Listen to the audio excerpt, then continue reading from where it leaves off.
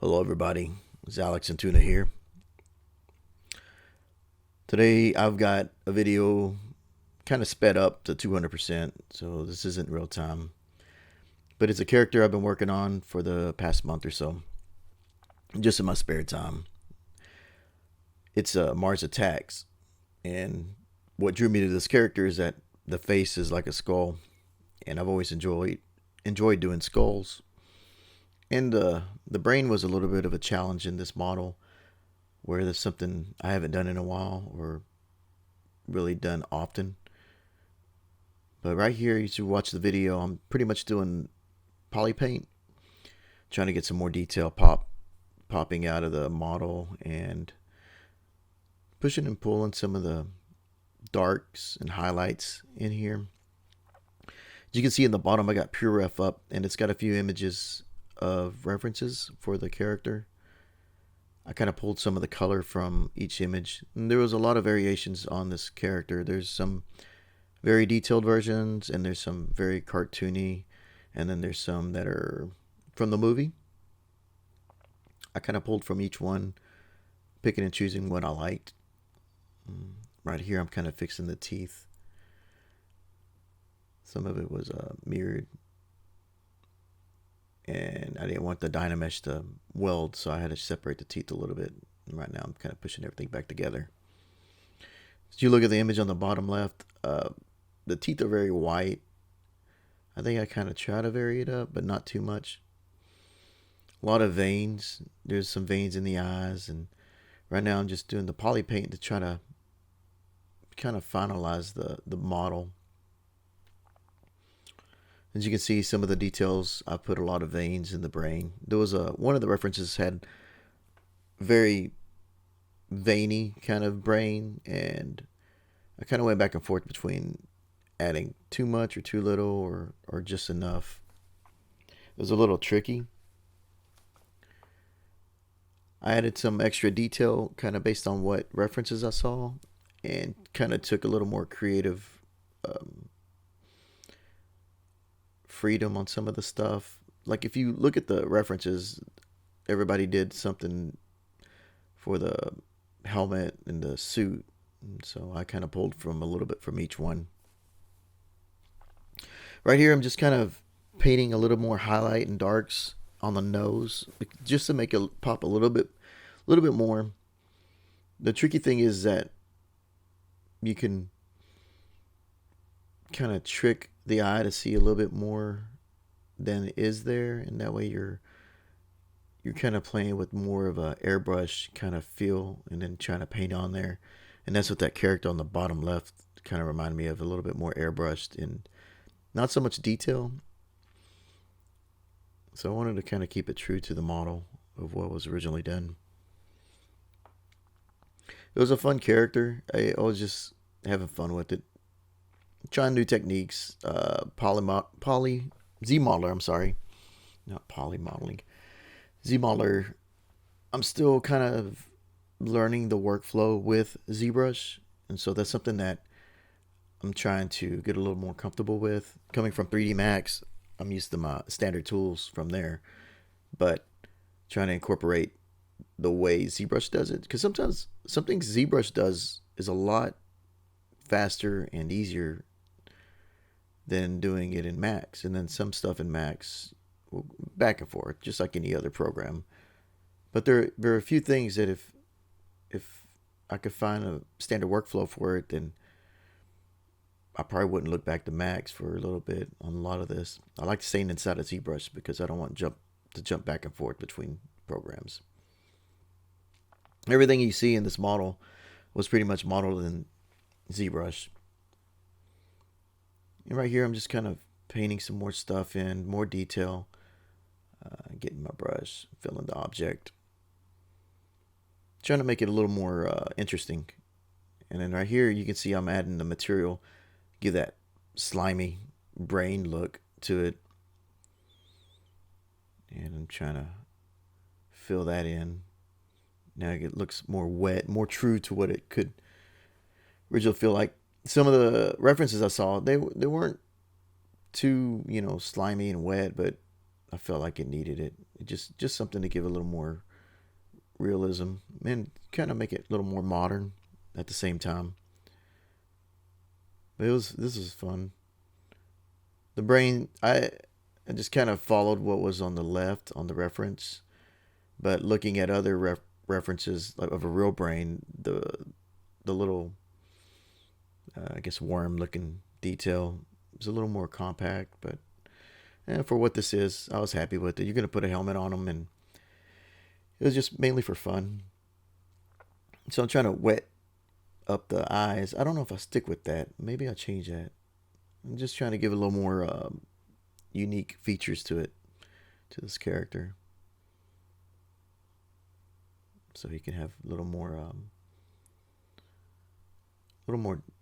detail. I don't think I go around the mouth too much. I think I kind of fill it back in. I don't really. I'm looking at the references and seeing that the mouth is pretty much straightforward. So I think I just kind of go back to the other spaces and do that. Mainly the brain. And I'm looking to render here. And this is the kind of like the transition, I guess. I forget what you call that. I can't see it from here, but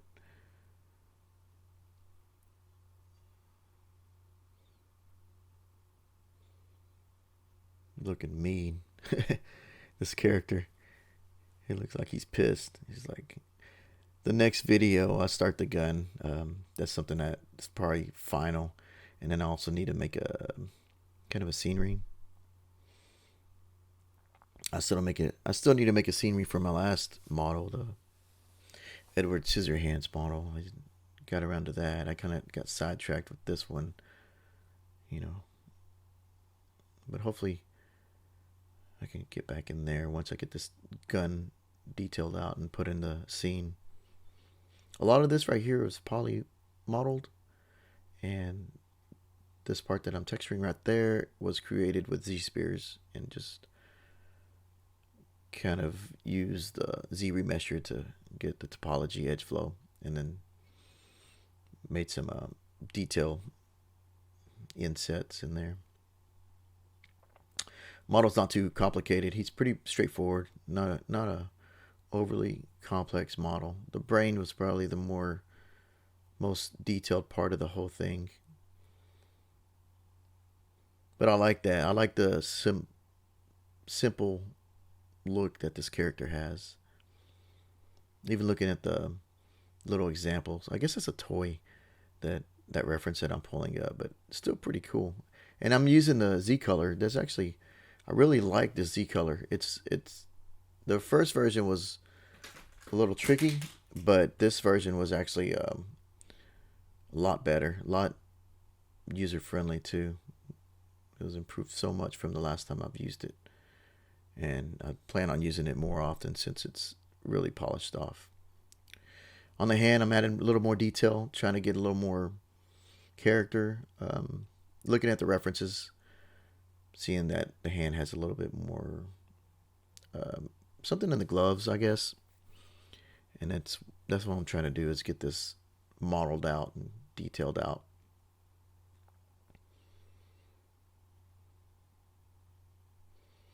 I plan to put a gun in his hand so he can kind of like mimic whatever you see on the left, but a little more. We'll see if we can play with the pose and get a little more dynamic pose to him. I'd like to put him in some kind of what do you call it, a base. That way we can put some destruction under him. Maybe put some rubble. He's not a friendly guy. He's ready to make some mess, destruction. Some of this I wanted to do Z modeler on the glove a little bit more, but looking at references, it really wasn't too detailed. And you can see here I'm just using the masking tool so I can separate out the. I'm going to do a poly group or polypaint right here in a bit. You'll see I'm just kind of painting this back in and out. Just Just little details. And I'm going to fill this in with the yellow. So now you can start seeing a little more definition in the character, separation of the hands, of the gloves. I was going to separate the gloves, but kind of thought against it. The model isn't as detailed as most characters are, you know, like just looking at it, it's just really subdivision with insets. And so figure why not just keep it one model, a little more easier to oppose. Hopefully it's easier to oppose. I don't know, I'll say that now. Watch me be wrong. So we're getting the color pulled in. I don't know if you know this, if you push the letter C over a texture or color, it'll pull that color into the color palette, and you can use that to paint back in. That way you're not trying to do go to the color grid on the left and then trying to pick the color. You can push C and it'll pull the color out. Or you can use that Z color, and that works too. Now we have the character a little bit more broken up. You can see his glass helmet. It isn't in the viewport. You can't see it until you press BPR render, and it'll show it up. And then you got to turn on transparency. I wish I would have done earlier videos of this character, but at the time it was just one of those things that just I started and I just kept going, and then this is where I ended up. Right now I'm trying to get a good texture for his little tanks. They seem kind of, every time I try to make it a little more realistic, they just didn't work. I was trying to give them a little more pop, a little more detail. I think in a little bit I try to paint a little bit more rust or something on this backpack, but it just didn't seem to match this whole style of this simple character. And you'll see in a bit. I think I'm still working the hands. I'm jumping back and forth. Sometimes on a character, once you get going, you're just jumping everywhere. You're just like, oh, I got to fix that. I got to do this. And that's where this is.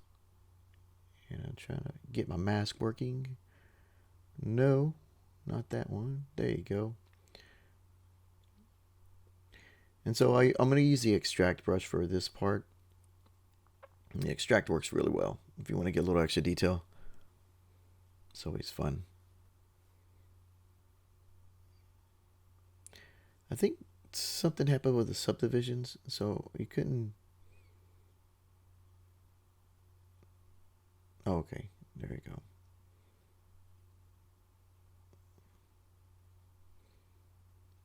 So I'm gonna extract them.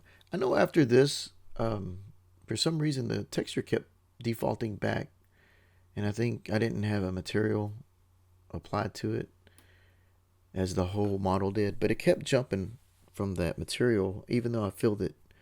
But eventually it stuck. I don't know what happened, or if it's just a setting, or if I don't know, who knows, but it works.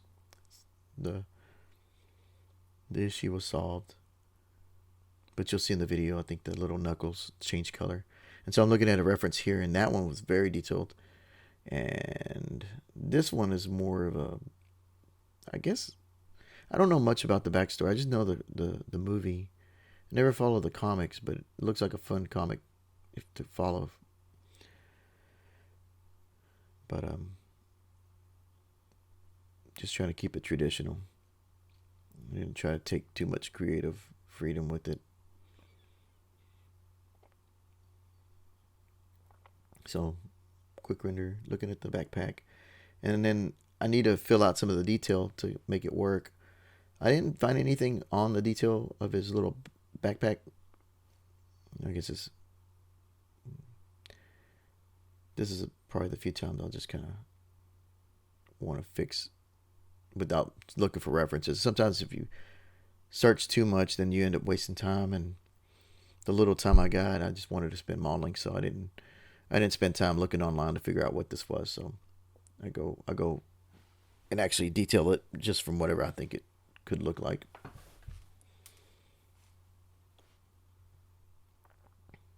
trying to group everything here, I guess, in a folder.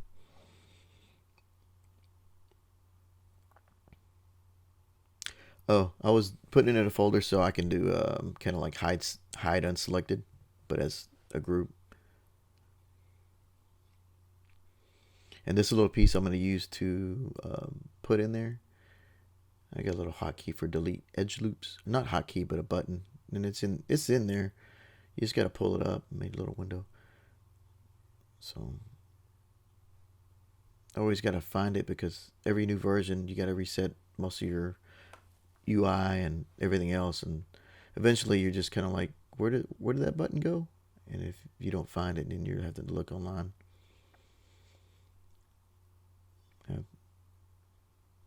I think it's near the panel loops. Drop down. I forget. And so I guess I'm trying to add a little more detail to the little pieces that I'm not sure what they are, but if I felt like adding detail to something that I didn't look for references would make it look a little more official than to me just put a cylinder and say like, ta-da. So, and really it's just edge loop, extrude, or here's a cool little thing, little trick. Make the edges smooth, interactive curve, and then just kind of bloop, bloop, bloop. And it makes it soft, like soft edges. So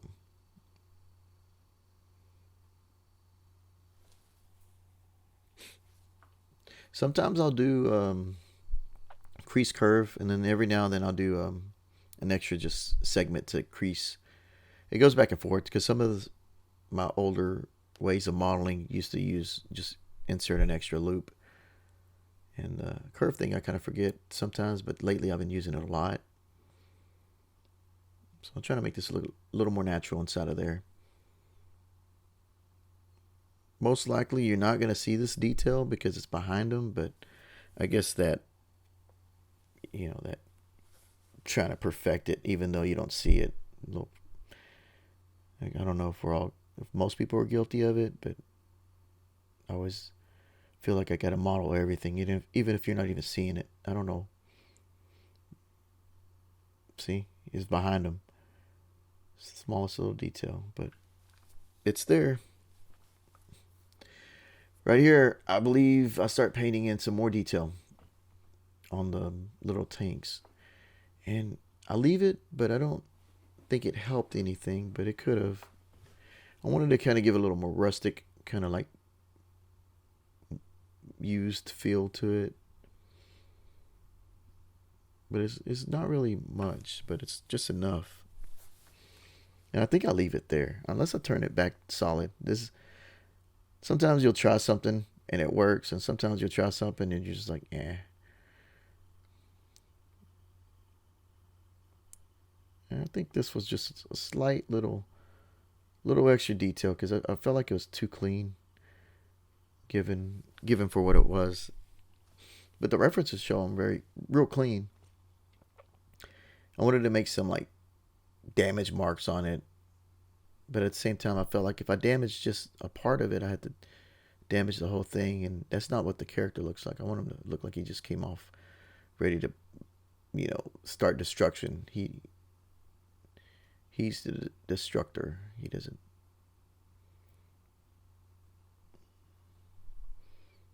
So, and I think I'm looking at the reference. It looks a little longer, but some of them look shorter, and I'm just like, well, I want it longer. Do I want it shorter? No. Decisions. Sometimes it's fun to play with ZBrush and just find out different ways to make it just right. Just nudge it to the left. See, there goes the knuckles. And I try to fill them in, and it didn't work after a few tries, and then it works. So I don't know what happened. Maybe it was the material. I think it's RGB was good, and the material didn't like. But either way, it was solved in the end. I don't think it's a big deal. So I'm looking at scratches and going through my alpha maps and trying to see what would work as some detail on there. But it was a short-lived kind of experiment. I was like, let's see what it looks like with something looks like it's battle worn, but then I would have to probably have to subdivide the model to just go into like actual sculpting into it instead of it being um, dynamic subdivisions.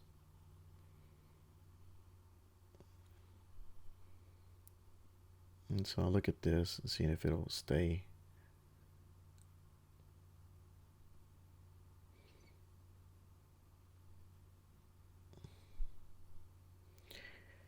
And I remember it not looking as believable as it could have.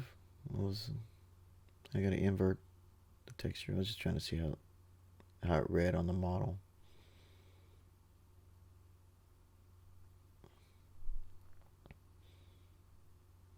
I was looking at it, so I'm gonna invert it in a bit. Go to the alpha, invert, just try it again. And it kind of looked like it could have worked, but at the same time, I was like, nah, I just scrapped the idea.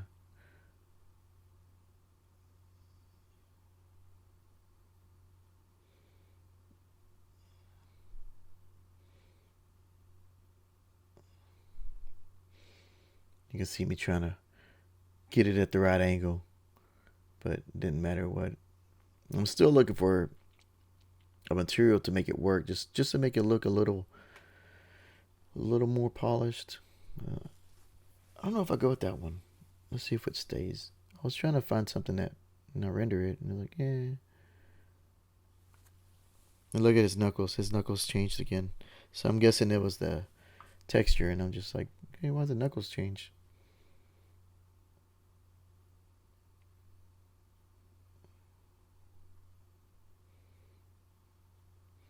Yeah, and I couldn't make my mind up, so I just went back to the standard.